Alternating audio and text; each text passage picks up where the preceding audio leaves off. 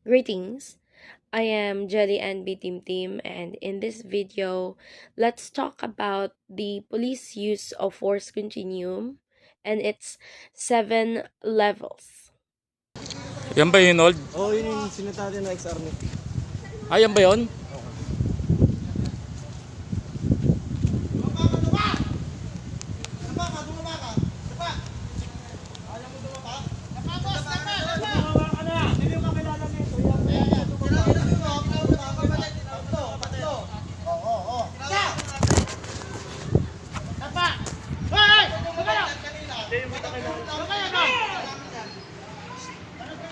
Tignan mo ha, huwag nyo alisan ng mata. Dapa, boss, dapa!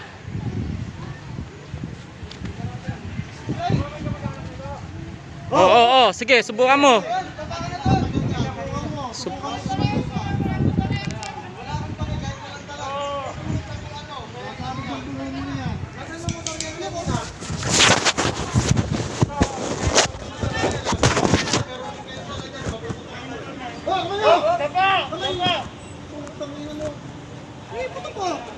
Bakit? Anong problema ko sa'yo? Anong problema ko sa'yo? Mamaya, malalaman mo problema mo.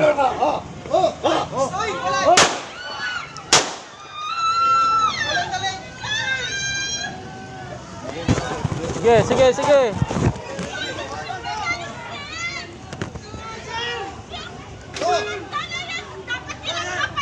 In the video, we saw the police officer fired his gun at the suspect. But was it really appropriate? Was it really necessary to fire his weapon at the suspect? To shoot his gun at the suspect? To shoot the suspect? We'll see by having brief discussions of the force continuum. Here we have the first level, which is the suspect is cooperative. In the video, the suspect wasn't cooperative, but definitely unarmed. But in level 1, the suspect should be cooperative. So the situation does not fall in with the first level. Let's proceed to the second level. The suspect is resistant and passive. Well, in this, the person is unarmed, yes. Unarmed. Is uncooperative, yes. Person was uncooperative. Is shouting, angry, and using a foul language. As what we've seen in the video, the ones shouting are the police officers. But I did my research about the case, and it was investigated. And in the investigation, it shows that the suspect was just uncooperative. He wasn't shouting nor angry. He was just very uncooperative. And it also states here that the level 2 does not pose an imminent threat. In the investigation, as the police also said in their investigation report, the suspect was an imminent threat to them because he was a retired army officer.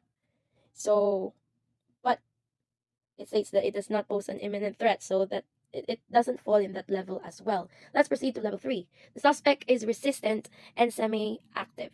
Okay, the person is unarmed. Check. Actively resisting. Check. May already pose a minor threat. Yes.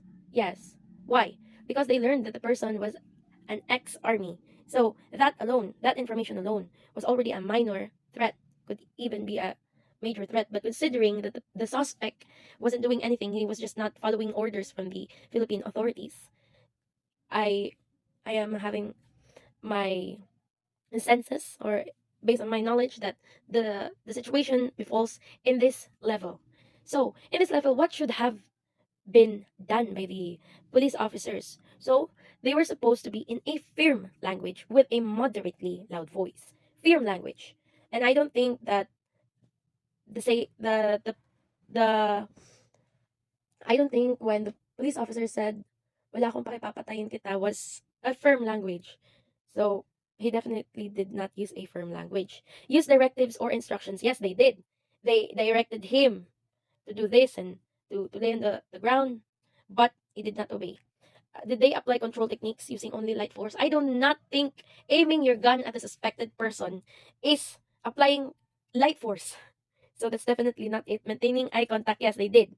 They did maintain eye contact with the suspect and ended up killing him. So, for the purpose of just discussing throughout the 7 levels of force continuum, I will also reveal what level 4 is, even though the situation doesn't befall in level 4.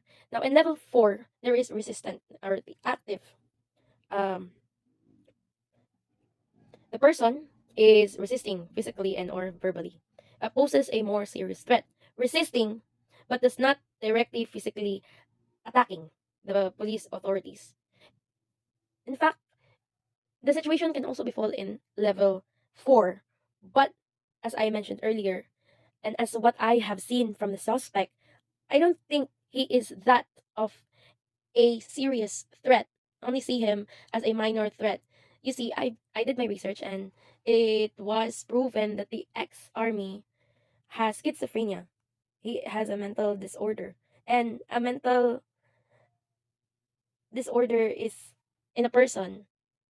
And if a person has it, I don't think he is that much of a serious threat. And in the interviews, the mother of the victim actually said that he, the ex-army, is harmless, does not pose a serious threat. But I suppose in the situation for the police officers, they see him as a serious threat. But for me, being an ex-army in a civilian form, I don't think he poses that much of a serious threat. Also, one of the bystanders of the shop saw what's in his bag, and it was his OR and CR, his bottle of water, and the quarantine pass that the police authorities were looking for. It was in his bag, but the OR and CR I'm talking about is of his gun. OR and CR of his gun, but the gun wasn't there. The gun wasn't there. He's unarmed, and yet he was shot to death. Rest in peace. Okay, going back, level 4, resisting but does not directly physically attacking. He wasn't attacking in the video. Although he did have a quick, um, how do you put this into words? He did grab his bag and was aiming to take something out, but actually there wasn't a gun and then he was shot. So in this level, police officers should use a firm language, a loud voice, obviously, and if necessary, call for backup. But you're not allowed still to use your firearms. Not in this level, not yet. That is for level 6 and level 7. Now let's proceed to level 5. Suspect assaultive. Possible body harm. Now, in this level, the person is still unarmed. Resisting physically and verbally poses a more serious threat and has physically attacked or has threatened to attack. So in this situation, the suspect has attacked your colleague or any civilian around the place. But it's also possible that he just threatened to attack, so it just befalls to level 5. And in this, still you cannot use lethal weapons. You can only use your joint manipulation techniques, body control techniques, your baton. You can also use your baton. And your last resort is only punching or having a 1v1 with a person. Just that. But no using of firearms. Just 1v1 the person. Okay. Next, we have level 6. The suspect is assaultive and bodily harm. Now in this level, the person is already armed with blunt, could be a propelled weapon or edge weapons. These are the arrows, the rocks that they can throw at you. Poses a serious threat, yes. Has only made threats, but not attack.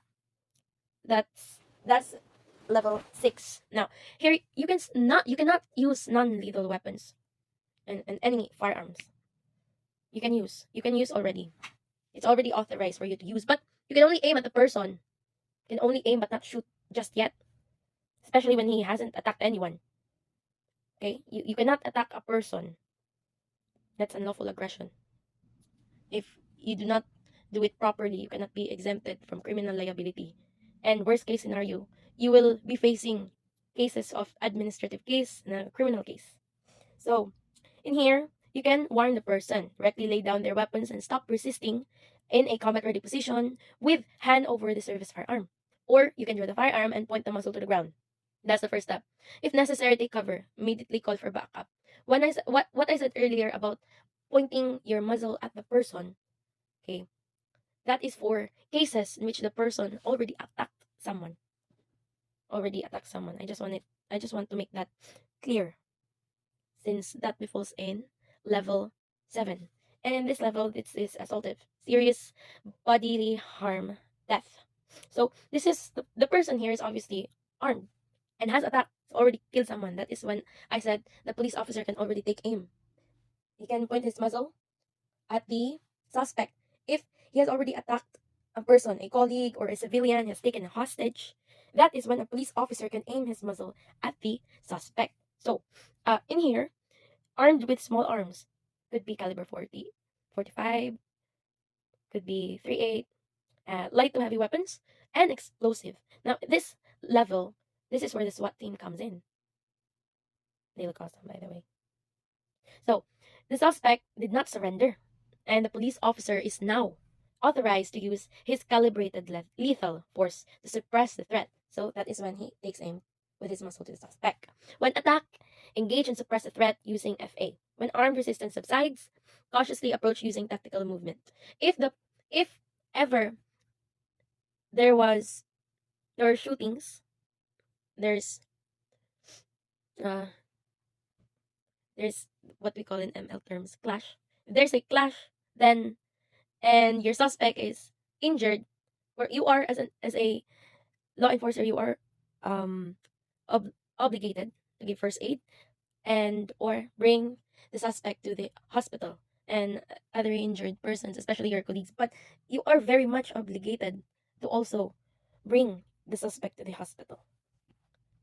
I know I said it would be a brief discussion, but since I did it at I think I overdid it. But anyways, I still discussed the 7 levels of force continuum. I hope you learned from this video and hoping that this video would help as a reference from the video. And that was just my viewpoint. As I said, the situation befalls for me.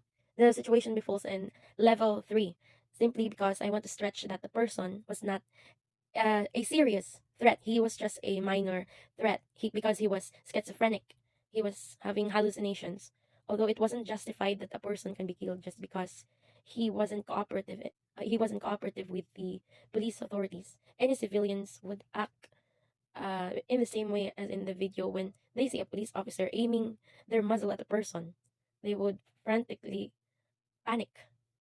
And so I do hope that the police officers will have tedious training when it comes to handling firearms because as what my teacher said, the problem in the Philippines is that the police officers here in my country are very dependent in their firearms that they don't resort to using their soft hands.